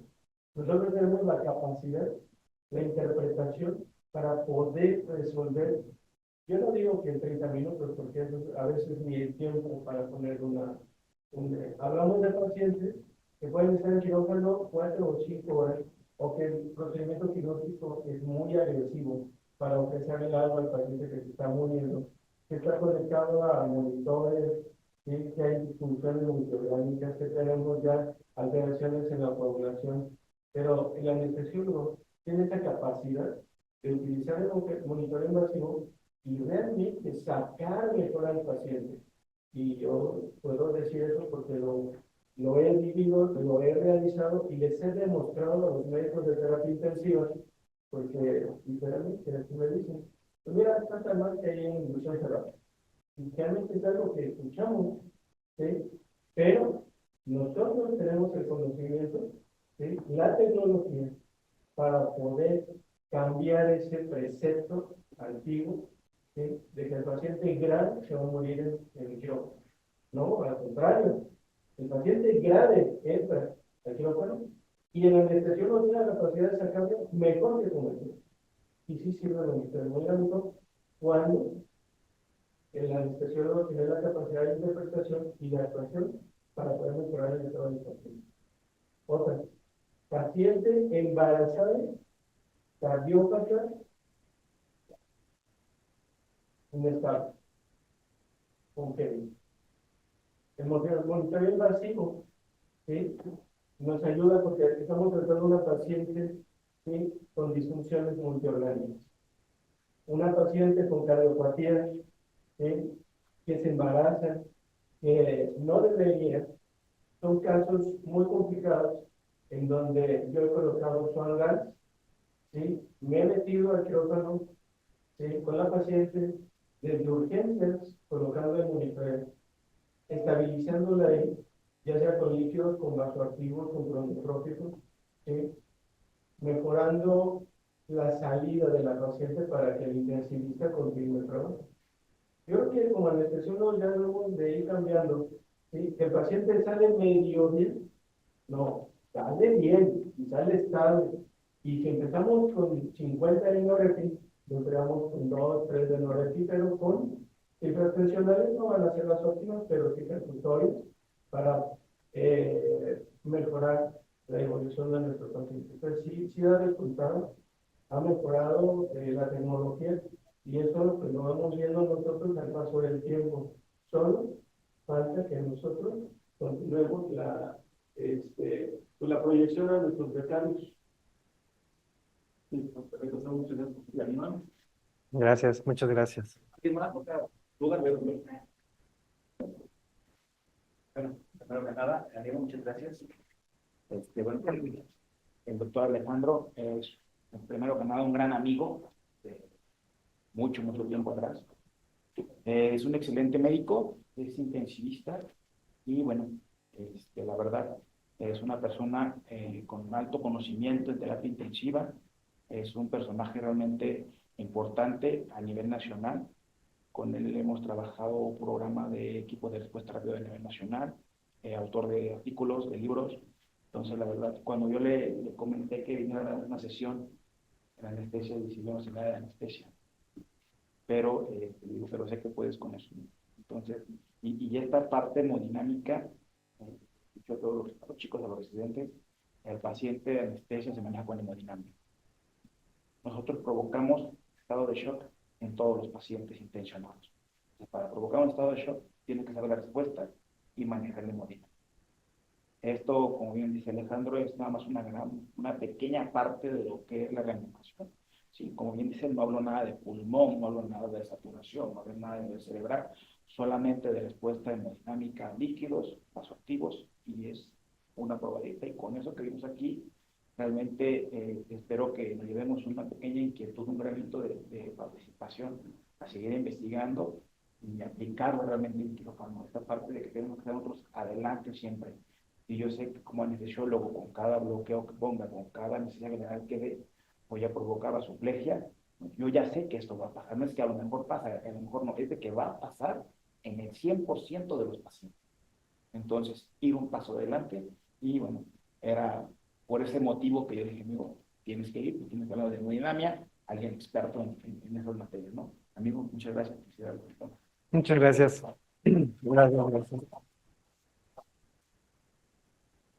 Si no hay más preguntas, agradecemos a todos los presentes, agradecemos a los que están conectados en línea para el día de hoy. El recordatorio, tenemos todavía inscripciones al Congreso Nacional. Es el último día hoy con precios diferenciales en la página web, pueden checarlo. Y aquí tenemos un recordatorio del tabulador de los puntos que debemos de presentar para certificarnos a los que nos toque este año o bien en los siguientes años, ir juntando tus puntitos, no viendo qué tanto van a la sesión, qué tanto van al Congreso Nacional. Los residentes ni se estresen, en 2 años de estrés, también ellos van muy barato su congreso, pues puedan decir. Entonces esperamos el siguiente mes, en febrero, y gracias por su tiempo.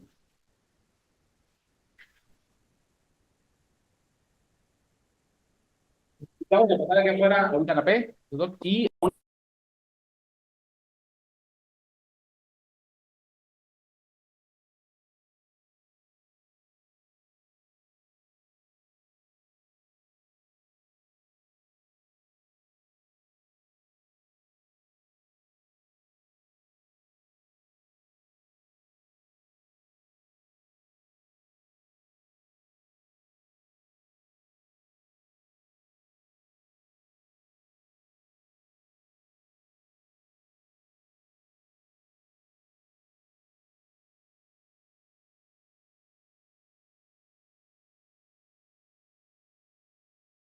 Acá, pues es el motivo de apoyarnos entre sociedades. Es por eso que hicimos una colaboración y aceptamos con mucho gusto del Colegio de Anestesiología de Michoacán para nosotros ir implementando la educación médica continua. Mañana vamos a tener un taller sobre reanimación y en ginecología y obstetricia. Están cordialmente invitados. Me parece que hay algunos lugares todavía disponibles. Y siguiendo precisamente esta línea, ¿no? Tenemos a la mano muchos recursos y conocimientos que podemos aplicar en situaciones críticas que desafortunadamente se presentan día a día. Y el objetivo de todas estas pláticas, pues, es efectivamente tener ese conocimiento aterrizado para poder implementarlo en nuestro paciente y poder realizar cada acción y es que se va a reflejar en el beneficio del paciente. Como bien decía el doctor, muchas veces tenemos todo a la mano, pero si no sabemos ocuparlo, nosotros tenemos que explotar esos recursos por medio de este conocimiento y la intención pues siempre va a ser beneficiar a nuestro paciente. Entonces, agradezco mucho la atención y si me permiten también, el curso va a tener puntos para certificación y también los invitamos a nuestro curso que se hace de forma anual, forma presencial en la Ciudad de México y también de forma virtual del ESMAGO, por parte del ESMAGO. Y también tenemos nuestro diplomado que empieza en febrero y termina en agosto. Entonces están cordialmente invitados. Tenemos algunas promociones que le haremos llegar al doctor para todos sus socios y con mucho gusto pues aceptamos toda esta participación. gracias. No, gracias. Bienvenidos. Gracias. Comentarios, preguntas, compañeros. ¿Más? Entonces nos despedimos. Vamos a pasar un refrigerio y gracias por su tiempo, por todos ustedes, para estar con nosotros, ¿eh? A ustedes.